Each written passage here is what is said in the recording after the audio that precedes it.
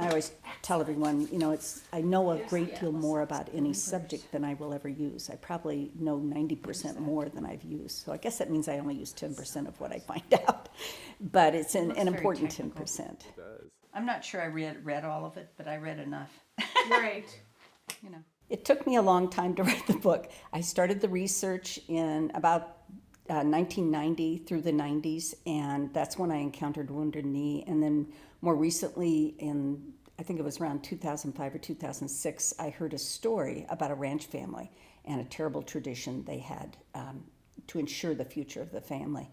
And those two stories began to wind their way around each other until I could finally not write this book. Hello, I'm Jonis Agee, the author of The Bones of Paradise, the 2017 Omaha Reads selection.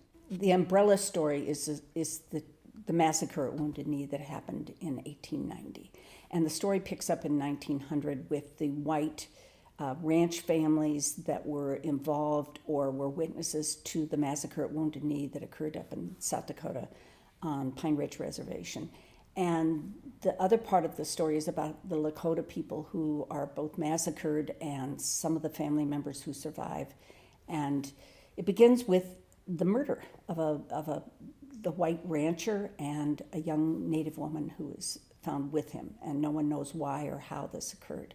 And so there's a murder mystery involved. I often get asked about the brutality, the harshness of the vision I have of the kind of violence that occurs in my novels, and in this novel it's particularly striking.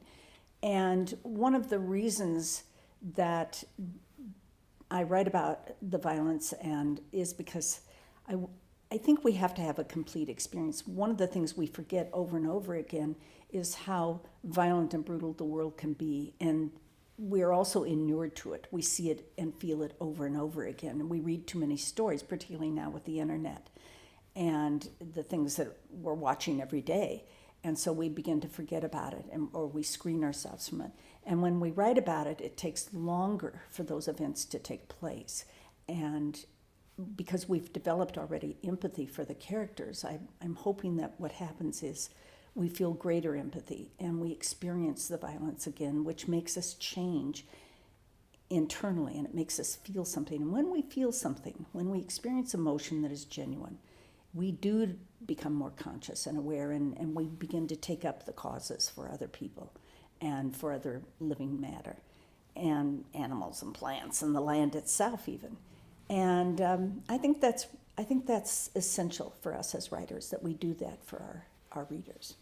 One of the things that really moved me, and writers, yes, we are moved when we write, and that was very hard for me to write, was the relationship between the boys and their mother, and the boys and their grandfather, and the boys between themselves. And I just felt the tension of what it meant to be that older brother and the kind of terribleness of it.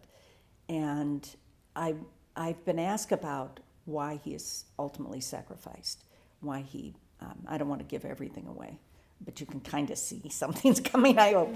But I think there was no other answer. In my mind, there's a terrible cost for the way we dream and the way we sacrifice each other and our families and our world for those dreams. And that's often what I'm writing about, is the cost of dreaming. And I want us to examine the quality of our dreams and what we really want, and think about how it will come out, what will happen to the people around us because of that. And I felt like that's something that Drum, the grandfather, learns in the worst possible way. I mean, he's suffered in his life for some things he did when he was young, and then some bad things he did, which he didn't suffer for, except he's a little haunted.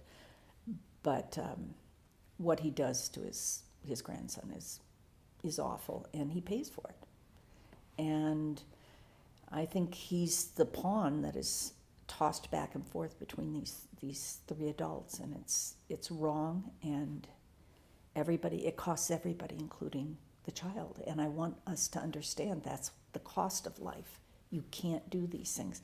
And I know I sound like a lecturing circuit riding preacher, which is my ancestry, but I think we forget about that. We think, well, I can just have this little dream and I'll just promote it and it'll work out okay. And or we say it doesn't matter what happens to anyone else, and it does matter. And I want us to feel that cost so profoundly, because I think they really rendered him unable to live a life.